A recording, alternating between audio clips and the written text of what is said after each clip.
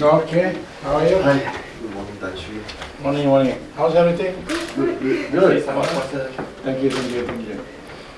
Well, my focus at the moment, of course, three. Number one, I was pushing very hard, even when I was the MP for 15 years. And being Ketua Whip, I was Ketua Whip in PH at that time. And my relationship with all the speakers are very close. And we were talking about pushing this agenda of Parliamentary Services Act. How do we take Parliament out of the influence of the executive when the executive have a minister even to look after Parliament? And Parliament is put under Prime Minister's Department. And certainly, I would say, certain influence was exerted on the Parliament, and the running of Parliament is certainly subjected to the approval of the Prime Minister. I mean, they're kind of complex kind of relationship. So I was talking to Tan Sri Purneka, Tan Sri Rais, then Tun Junaidi. You know, I mean, they somehow they're quite disillusioned because the chief executive, who's the Prime Minister, is not responding to that. You know, of course, if you were to think logically, no Prime Minister will let go. No Prime Minister will let go. This center of power here, and to let go meaning to say you're taking high risk. You are lucky if you have a reasonable speaker. You might have one fine day and not reasonable speaker, then you have problems. You see. But nevertheless, that was my first mission when I was elected as the speaker. I said, I must get it done. Okay? So there's a lot of discussion. And of course, I had high hope on PMX. I know him, he's a Democrat. He will walk the talk, and certainly, finally, we got it done. Meaning to say that that was my mission. Mission accomplished on that. Okay. Tan Sri, now can I ask about the PSA industry? Okay. After 33 years, Yes. it's finally revived back. And then how do you feel about it? Great. Great. Okay. Oh, yeah. What's your first order? Because the main point is autonomy, right, Tan Sri? Yeah, I mean, that autonomy part, see, psychologically, you feel that business, the real business should be separation of power. I mean, you go and ask any student at university, what is democracy is all about separate. I mean, the kind of system that we are following is a separation of power must be very clear. Doctrine is there. So now that you have executive, judiciary, and legislative, now mentally you feel, thank God, we have separation of power. Now we move within our domain now. That's important. I will not disturb what executive is doing, and the executive don't disturb me. Of course, there are orders. Of course, there are ways of doing things. We will not cross each other. I respect you, you respect me, and let's work together for nation building. But the expectation from the outside world is very great. Now that you have autonomy now, what do? Okay? As I said, number one, I want to see this parliament is going to be one of those respected parliament. Not only physically, but what's inside, the substantive, the quality of debates, then the system that we run here, the very qualified personnel, then finance, sufficient finance, the committee functions well, select committee or permanent committee, then the backup services, and the libraries, and everything else. So substantive and the physical part, they must come hand in hand. See, we do a lot of training after this, because MP are human being. Yesterday he was a teacher, suddenly he's an MP, you don't expect him to be MP. Suddenly he know everything, no. So there must be certainly training and continuous training. For the 5 years this year, he has to go through, or his officers speaker, he go through. And also we should have a backup to help them. at the moment they are struggling with researchers.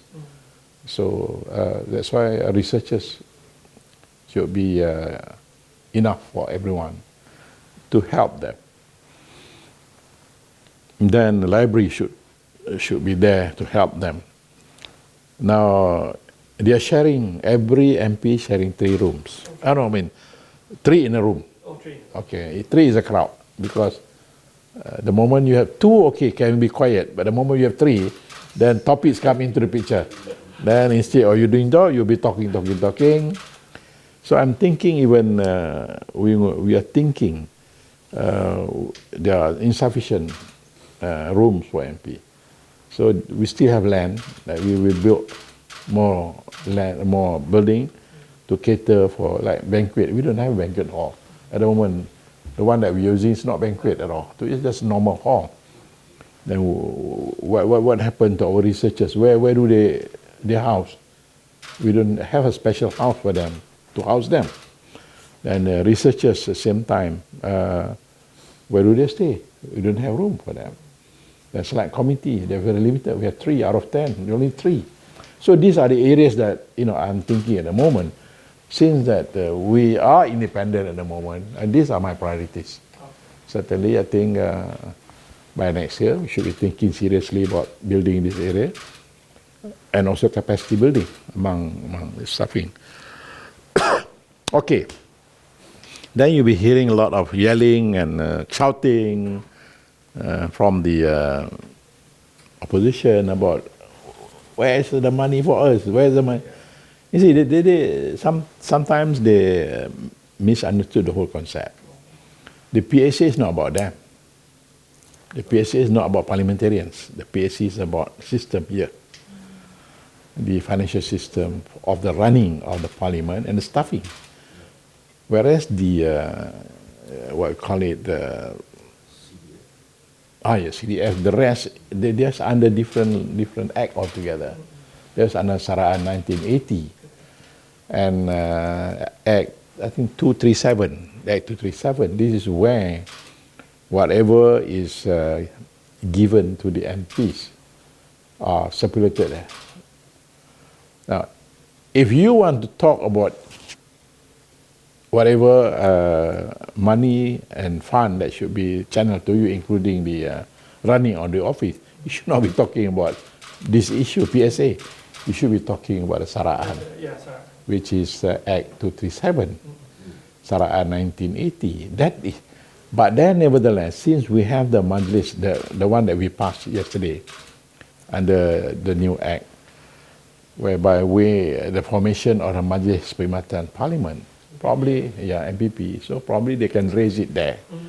Then probably we can look the whole entirety, probably that their interest will be taken care of, Well, certainly that's an issue. Let's talk about it, and I will call their